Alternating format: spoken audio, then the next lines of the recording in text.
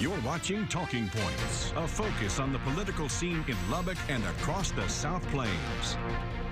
Welcome back. Here's a look at some of the political headlines of the past week. If you work with a nonprofit that lost funding because of the pandemic, the City of Lubbock, the Community Foundation, may have American Rescue Plan money for you. Applications are available for you right now. Apply at the link there at the bottom of the screen.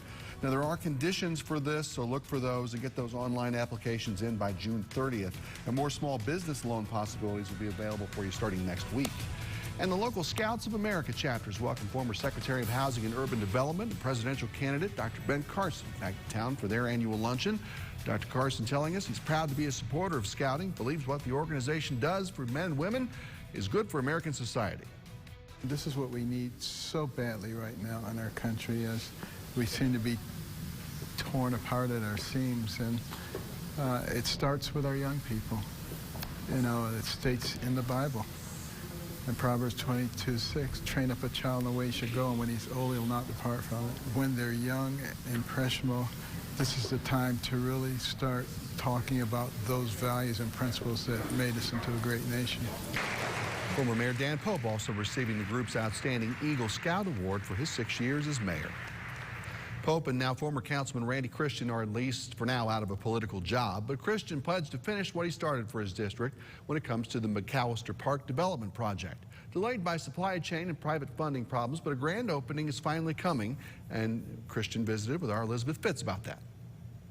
There's 3 different sections to this dog park. This large area that we're seeing right now, then we have one for small dogs, and we will be having a section where we're going to call the Agility Park, where we hope to have jumps and things like that. Between the Marcia Sharp and Spur 327 in southwest Lubbock, when finished, McAllister Dog Park will span 5 acres of land. This will become a destination location for people that are coming. Maybe they're just coming here for the weekend, but they'll know that this park is here, and it's so nice that you could easily spend the majority of an afternoon here with friends and family and your dog.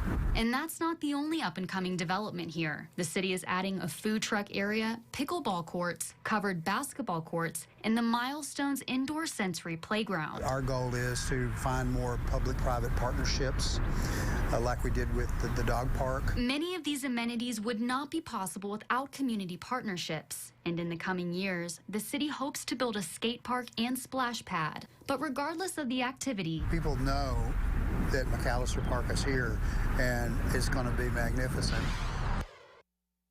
All right, it's so good to be able to spend 5 good minutes with Assistant District Attorney Tom Brummett, who's a candidate for Lubbock County Court at Law number 2. Good to see you again. I appreciate the opportunity. Thank you. It's good to be here. We've talked before, but tell folks a little bit about your background and your resume for the job. You know, you're coming off almost 20 years now in the DA's office, right? Not 19 in March. Born here in Lubbock, 5th-generation Texan, 3rd-generation Red Raider, and for the past 19 years, I've been an assistant DA at the District Attorney's Office. I actually started in the court that I'm running for. Drew Farmer, the current judge that's retiring, swore me in as a baby lawyer. Wow. That's where I grew up. That's where I cut my teeth, and am just wanting to continue to serve in a new capacity. So you have tried the same types of cases that you would then hear as a judge in this particular court. Correct. And I do want to get something straight, because I mean, we can't have a meaningful discussion about that court until we get on the same page about what the court does. Right. There's been some misinformation out there about what the scope of the court is, and I ask people not to confuse what the court can hear with what the court does hear. This court does not hear civil cases up to $250,000. This court does not hear probate cases. This is not a civil court. This is a misdemeanor criminal court, primarily in what it does.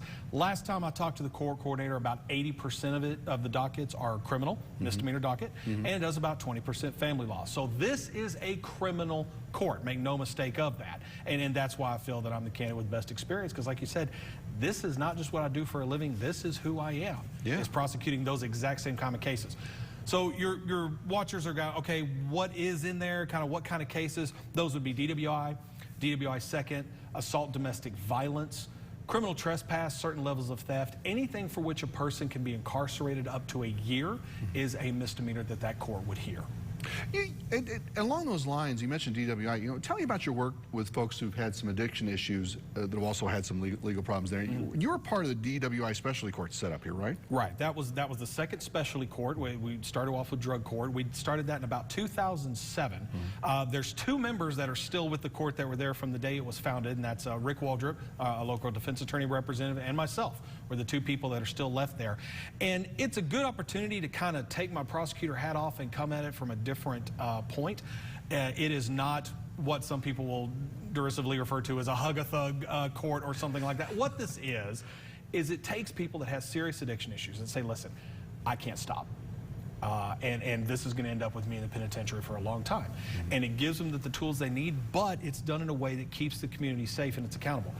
Bryan, I'm not an alcoholic, and I don't know if I could complete this program. It is rough, but it has made big changes. We've probably had about 220 people through the program, and when you look at the recidivism rates, which just means safety for those that have to live in the same community, it's a program that works, and I'm a firm believer in it. Are there other ideas out there, maybe you have or others that you'd want to work with about specialty court options that Lubbock kind of needs as we grow and get into the future? I think the one that's been discussed the most is a veterans court.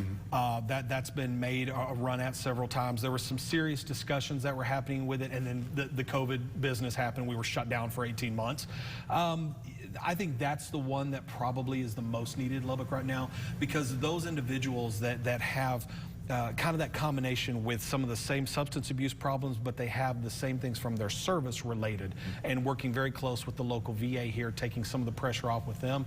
I think Lubbock needs one of those, and I think we're working and getting to that point. You've campaigned in the past, of course. It's not always easy. Talk about what did you learn maybe from the political aspects of all this the last time that maybe is helping the campaign this time? I think it's understanding that, unless somebody has been in that court, and let's face it, I mean, most people you come into don't have criminal involvement. It's the interesting irony that the more local a race is, and thus the more impact it has on somebody's lives, the less voters seem to be engaged in it. I mean, we see on the news, everything's focused on DC, everything's focused on Austin, and people devote a lot of time and attention to that, but they don't seem to pay much attention to the local races, which of course matters more to their everyday lives than the other races do, because those candidates are the people standing next to you at Market Street. Those are the candidates, driving next to you on the street, whose kids go to the same schools, they pay taxes at the same place than you do.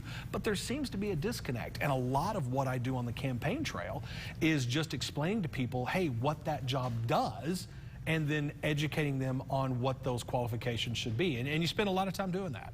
Can I ask your opponent about this? I want to get your thoughts here too. You hear a lot about disdain over judges who legislate from the bench.